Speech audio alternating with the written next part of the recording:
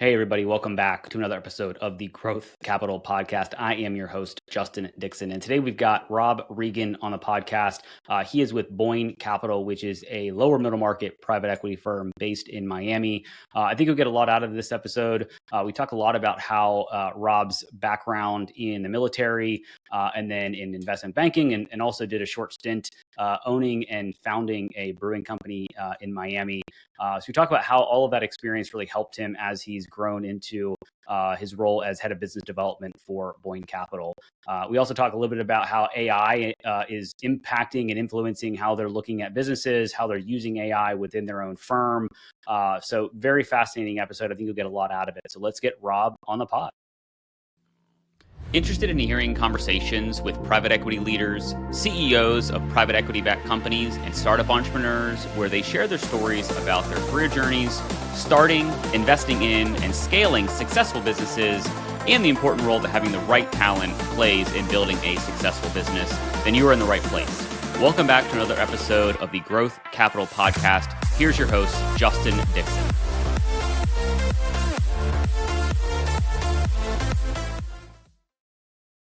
All right, Rob, welcome to the Growth Capital Podcast. Thanks for being on. Thanks for having. Yeah, well, let's jump right in. Maybe give the audience, listeners and watchers a little bit of an overview of who you are, where you are, and what you're up to right now. Sounds great. Thanks. I'm Rob. I work at Boyne Capital, a lower middle market private equity firm here in Miami. I oversee our business development efforts here, working with owners and management teams to understand their goals and really explore how we can support them through a succession, liquidity, or a growth plan. Awesome. Well, let's talk a little more about kind of the who your target kind of clients are. You mentioned lower middle market. Like, do you and Boyne have any kind of industry focus, geographic focus? Like, what does that kind of look like for you? Yeah, sure. We're really focused coast to coast across the U.S. We'll even look at some deals in Canada and Mexico on occasion, just depending on what's happening. We're typically industry agnostic. We like to say we're way more focused on the dynamics around the management team of the business and some of the other fundamentals, and really less focused on a particular industry. That said, there's certainly some themes that are common, I think, throughout our experience and where we like to partner with businesses. And those themes are around typically service businesses. We call it people, tools, and trucks, or dirty fingernail businesses. Anything where someone's turning a wrench or providing a service. We like those a lot. That's kind of in our DNA. But we've done things beyond that too. We've done some healthcare. We've done a little bit of tech. But people-oriented businesses tend to be our specialty. I was looking at your website before we jumped on. I saw you guys bought like a beverage company earlier this year, I think. Is that right? Yeah, we partnered with an executive on a business called Blue Monkey. It's a beverage brand business. That's a first for us, but we really like the team, and we like the end market. So I think it's pretty exciting. Yeah, no, I saw that was just kind of an interesting. I had a previous guest on. Actually, her episode launched today. She started a non-alcoholic beverage company that is focused on using kava. It's like a root that is kind of, I guess, farmed in kind of the Polynesian islands, which I thought was kind of fascinating. So, but that was just kind of an interesting theme that I saw. I guess we're recording this kind of late September 2025. Like, what's the market looking like for you as you look at, these kind of services businesses? Is it I think I was at a conference in January of this year, and everybody that I talked to in the private equity world was very excited about 2025 and how it's going to be this crazy busy private equity year. Everybody's going to be buying, selling, doing all these things, and that has not turned out to be the case. Obviously, we've had tariffs and some other things happen in the world. But what are you seeing, and how has that impacted you and Boyne Capital? For us, it's funny you say that because every year it seems like people go into the year, they're super optimistic, and they have a projection of how things are going to go, and it doesn't always really line up. But for us, the deal flow has been as busy as ever. We continue to see a lot of opportunities from our relationships with folks. We're very thoughtful and careful about the opportunities we pursue, but we have no shortage at this time of interesting things to invest in. So I've had similar conversations with some of my peers, and they've seen a little bit of a downturn. Um, I can't speak to the broader market because we're so focused on things that fit with us, but we're seeing a lot. There's just so much out there. So we just have to kind of focus in on quality. Yeah. Yeah. And I know a lot of private equity groups are going after the home and commercial services businesses. It sounds like you guys are kind of that straight down the fairway for you, kind of almost hedging against all the AI stuff, right? Everybody's kind of finding these businesses that you still need a human to turn a wrench, and AI is not going to necessarily disrupt that market anytime soon, especially not until robotics become more widely adopted. What are some of the interesting parts of the home and commercial services businesses that you're seeing? Are there regions that are becoming more interesting or less interesting as you've looked at it? Do you like residential focused companies or more commercial focused, services businesses? Where do you guys land on that?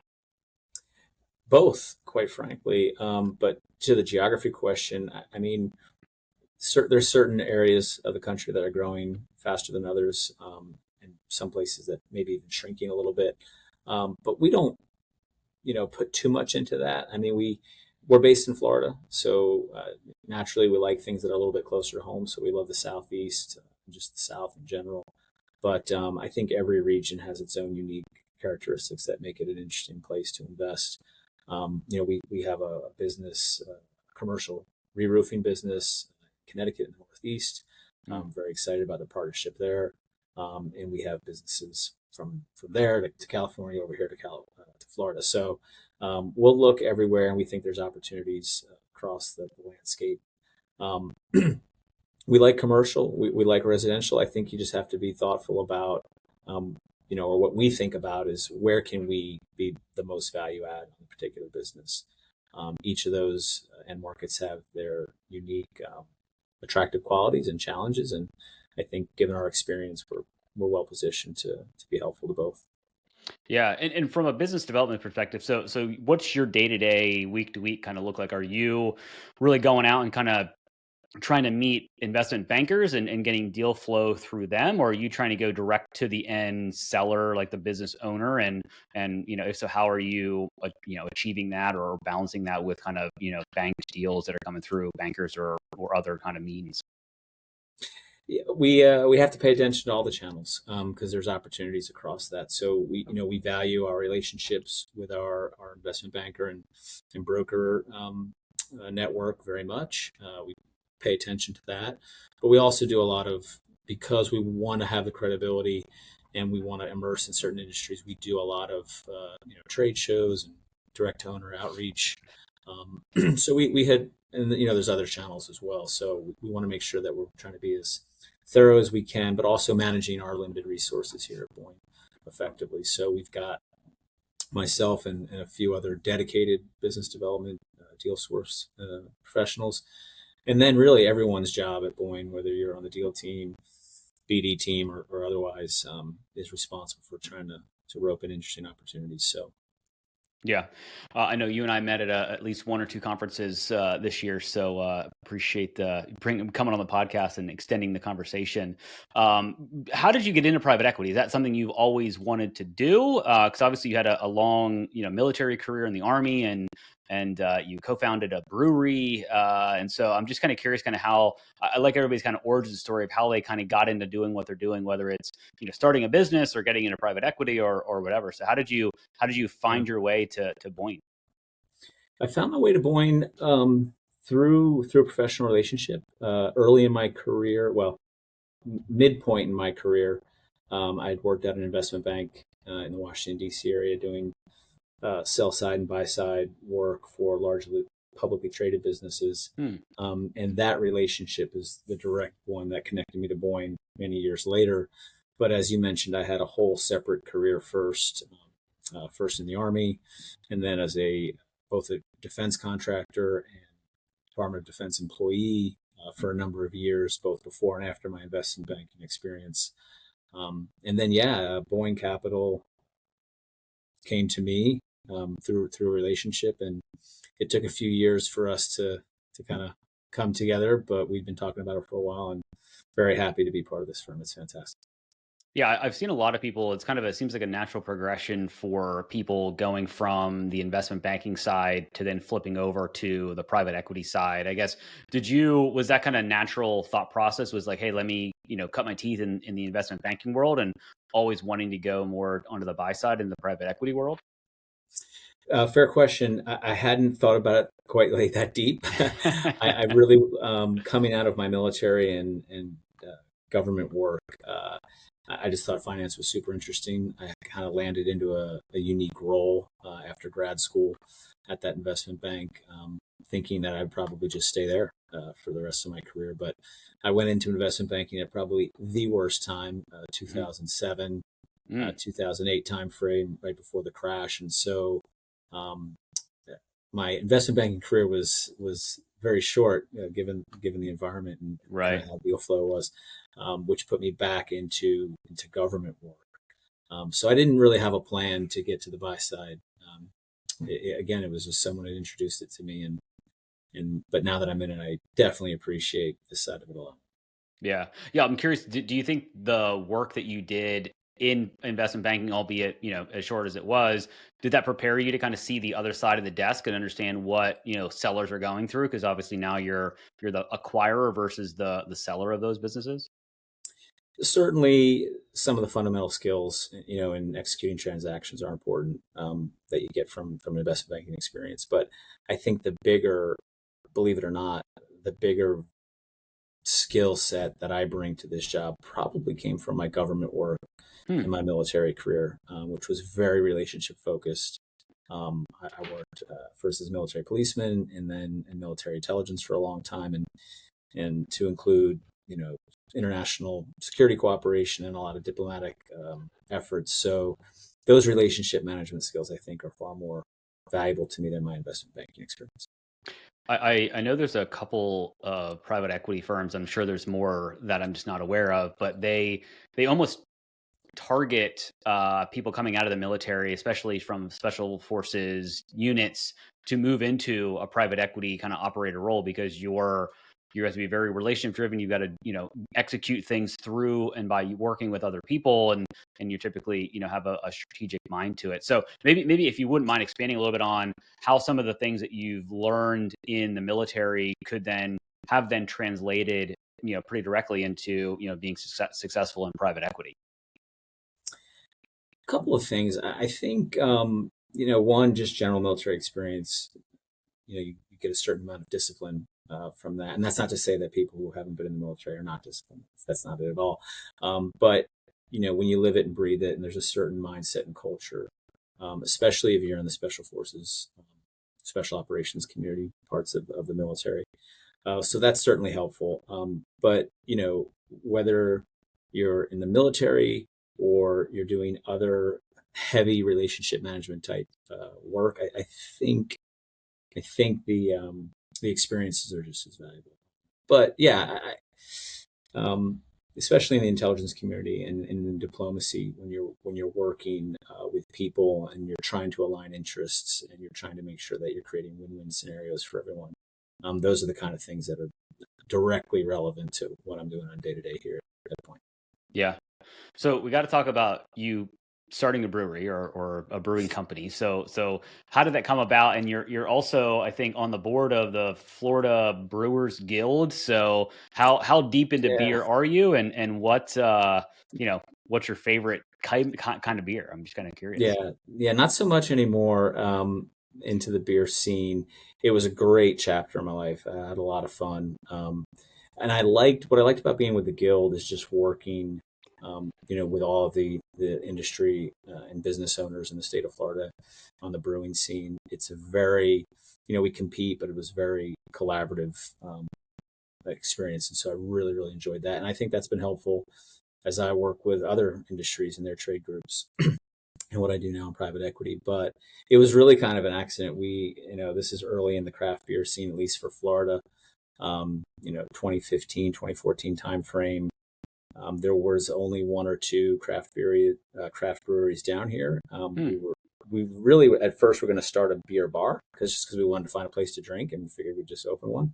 Yeah. And then after home brewing with my business partner, we discovered that the beer that he was creating was really, really good. And so it just made sense to pivot from a beer bar to a brewery. And that's how the idea was formed. At that time in unincorporated Miami-Dade County, it was against the law to manufacture malt beverage. So we had to Oh, do some, lobbying of the county commission to get the law changed. But once we did that, it kind of gave us that first mover advantage to get open.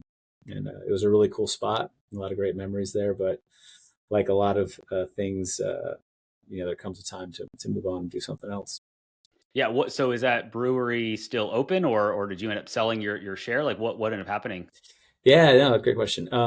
So had a couple business partners, and maybe some of your audience who are business owners can appreciate this. There comes a time when business partners have to kind of get all lined up on the vision for the future, and I felt like that wasn't happening with our group.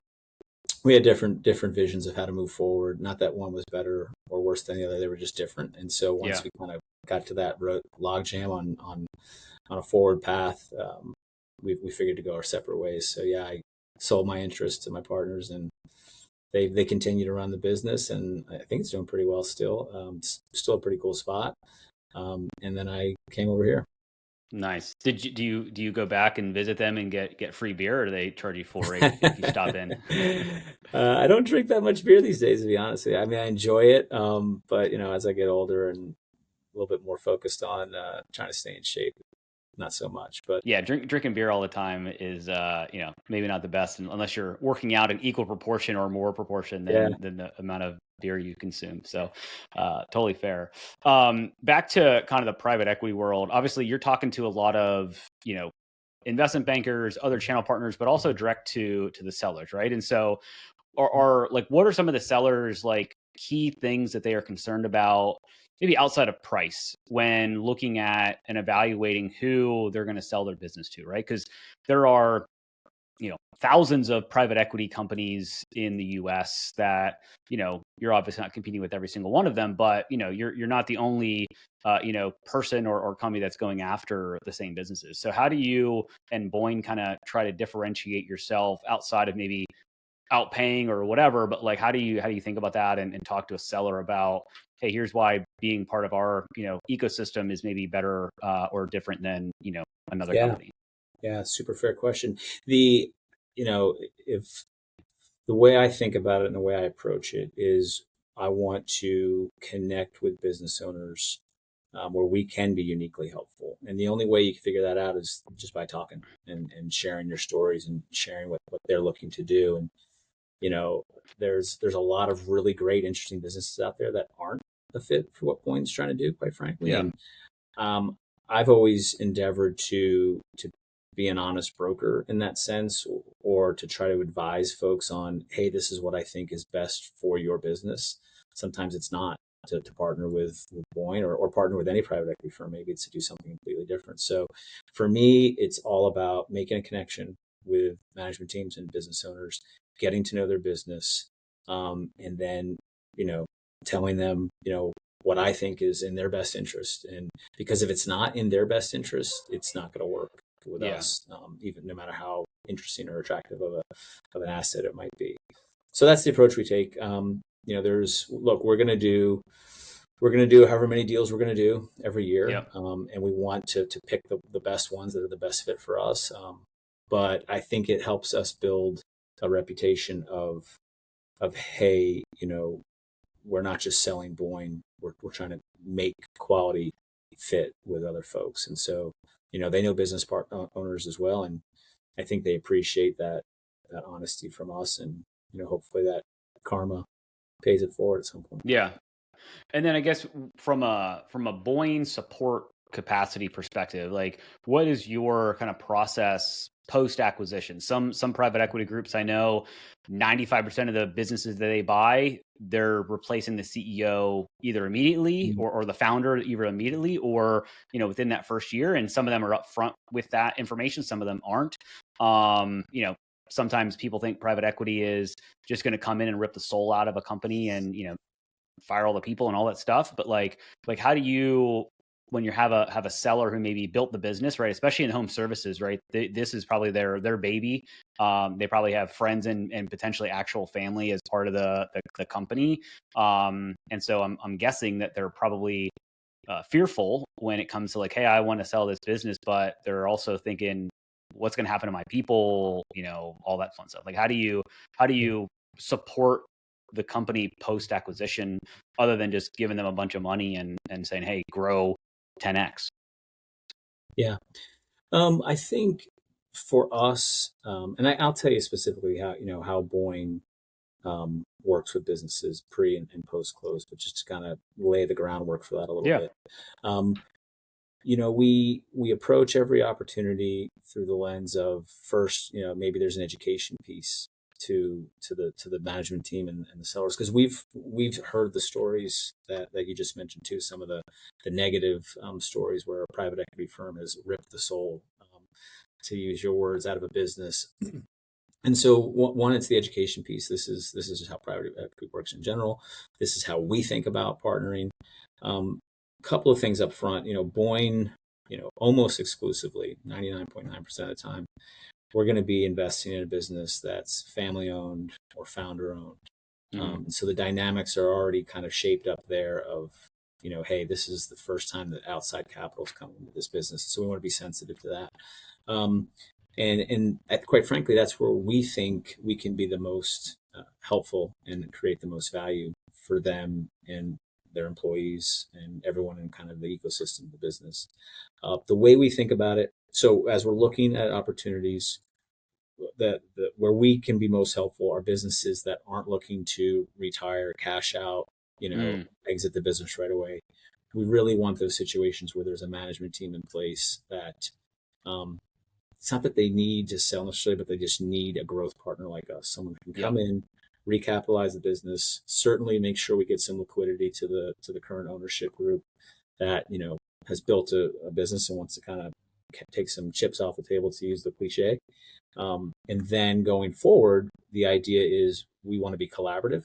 We don't want to be overbearing. We're really proud of our founder-friendly private equity firm designation that we've received for several years in a row. And that comes from, being a partner, not micromanaging the business, giving them the tools and resources they need to grow, while also helping them stay true to what the business was when they started. And what are some maybe things that you see 6 months, a year into the acquisition or post acquisition that because obviously it sounds like you try to keep the founder and at least some of the management team, right? You're not going to go in there and rip and replace. You may fill a hole that's already there, but you're not going to necessarily want to clean house like some other groups do, right? Sure. So maybe like what's the next level of service that, or what's the next ask that you tend to get from your portfolio companies that are like, hey, we're growing, but maybe we're not growing fast enough. We need introductions to this, or we need help with technology, or we need, we want to open another location. Like what are some of the things that you see on a maybe somewhat recurring basis that you're going to have to provide support, whether that's additional people or introductions? Like how does that tend to work, and what do you see? Yeah. Well, I mean, I think oftentimes businesses in that lower middle market, that one of their biggest weaknesses, for lack of a better term, or where they can use the most help, is on growing the team. So that's where folks like you are great partners to us, right? Who can help build out a management team. It's not that we want to replace anybody as much as we want to add human capital talent to the team. So that's certainly one of the first things that we'll look at. But we do a pretty comprehensive top to bottom, plan, even pre-close, as we're approaching the closing date, alongside the management team, and kind of prioritize, what needs to be done to help grow the business. But oftentimes it is adding to the management team and making sure they have sufficient bandwidth. A lot of times these businesses are running lean. Like you said, maybe they have some family members in there. Maybe some of those family members kind of don't want to be in there, or maybe they never really were the right fit in the first place. But we let them decide that. We're there to help them figure that out and right size the team, make sure the right folks are in the right seat. And then after that, it's just about, managing growth initiatives. And I should have clarified or asked this earlier. Do you guys typically take a majority stake in these businesses, a controlling interest, or are you also doing minority deals? We are doing majority deals, overwhelming majority of the time. Got it. We've done a couple of minority deals, and I think in special circumstances we'd be open to it. But um, our strong preference and where we've had the most success is as majority partners. Makes sense.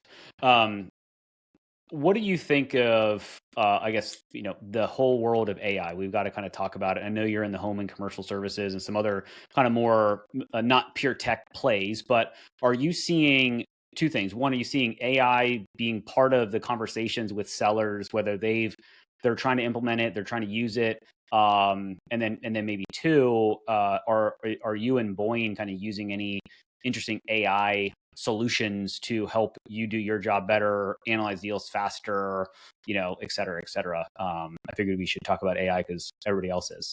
Yeah, no, I mean, AI and the rapid pace at which it evolves has certainly, I think, had every business owner, ourselves included, to kind of take a look at your processes and see where AI can be value add. We certainly have incorporated some tools here just to be a little bit more efficient on how we manage our internal processes.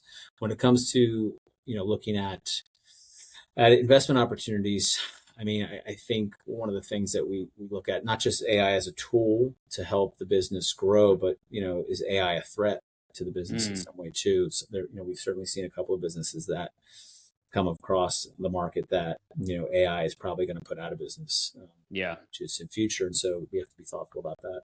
But no, we've incorporated AI into our practices, and we think about how we can spread it across the portfolio as well.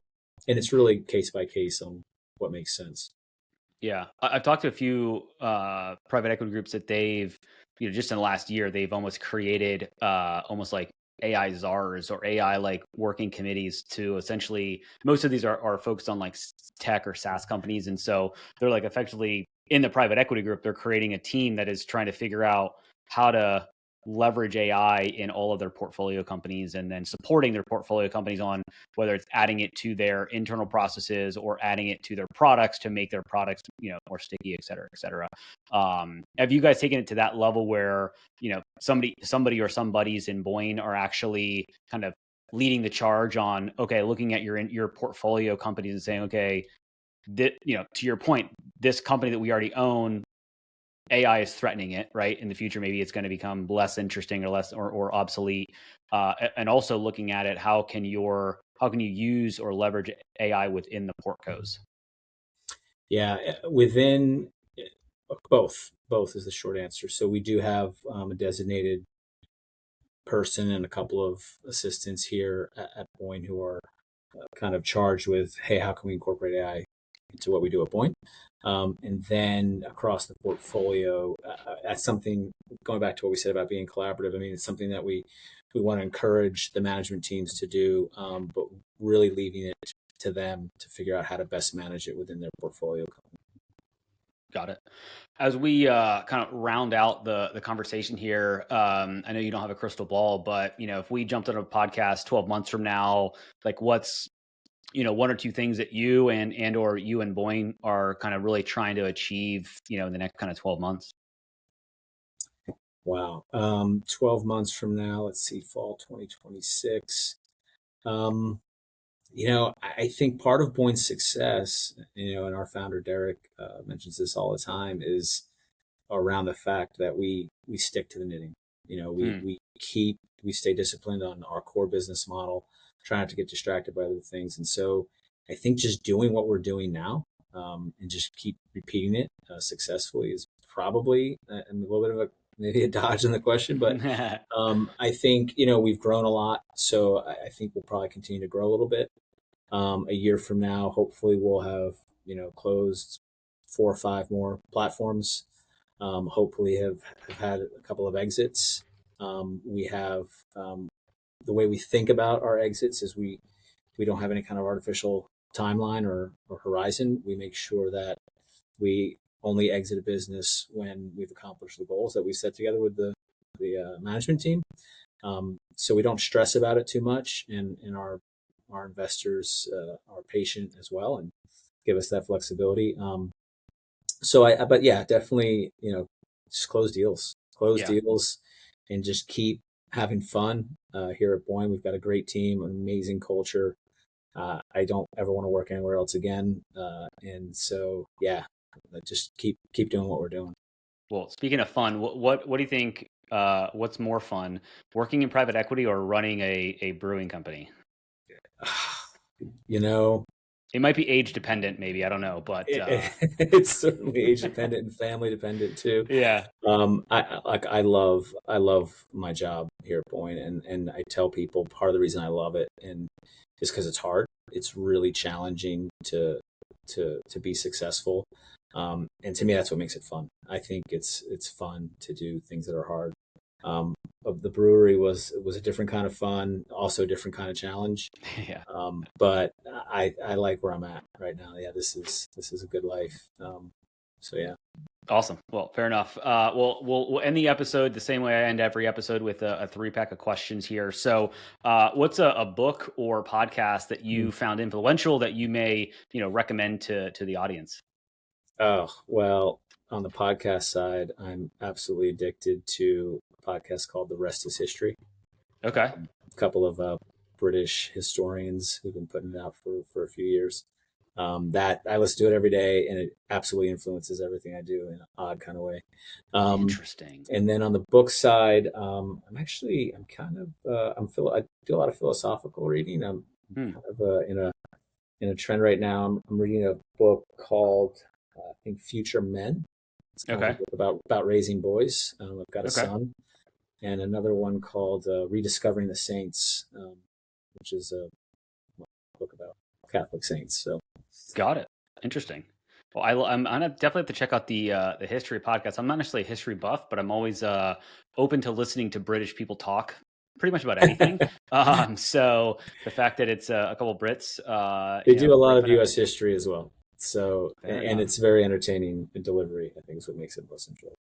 Very cool. Awesome. All right. Second question here. What's your favorite thing to do outside of work now that you're done with the brewery and all that? And you got a son, so there's something kid sports related, I'm guessing. Yeah, no, 100% it's spending time with my wife and kids in some capacity. Whatever it is we're doing, when we're doing something together, then that's good time spent. Cool. Well, that dovetails into the last question quite nicely. I'm assuming your favorite vacation spot is probably something, where you and your family can go relax, but you also live in kind of most people's vacation spots in Miami. So do you guys go up north and go to Canada and go cold or or what? Yeah. So every summer we pick the most northern state we can and just kind of hopscotch each summer to someplace different. We're just working our way from Maine across the top of the U.S. I think our favorite so far has been Idaho. Interesting. Which is fantastic in the summer, especially northern Idaho, Coeur d'Alene area. But my wife and I honeymooned in Slovenia, and I think that was probably one of our favorite vacations by a long shot. Slovenia, it's amazing. Can't recommend it enough. Fascinating. I've not had that as a recommendation on the podcast. So Slovenia has their first check mark on the podcast. So that's interesting. Very cool. Rob, man, it's been cool to get to know you a little bit more and share your story. So I appreciate that. If people want to reach out and learn more about what you're doing, learn more about Boyne, maybe pick your brain about brewing and all that fun stuff, like what's the best way to connect with you? LinkedIn's always good. And then just you can reach me through the webpage too, boynecapital.com. But LinkedIn's a great place to start. And I'm happy to make myself available to anyone for any reason. Always happy to share information or take a call and see if there's a way we can help each other out. Awesome. Well, Rob, man, good to see you again. Thank you for being a guest on the podcast. Really appreciate it. Same. Thanks for having me.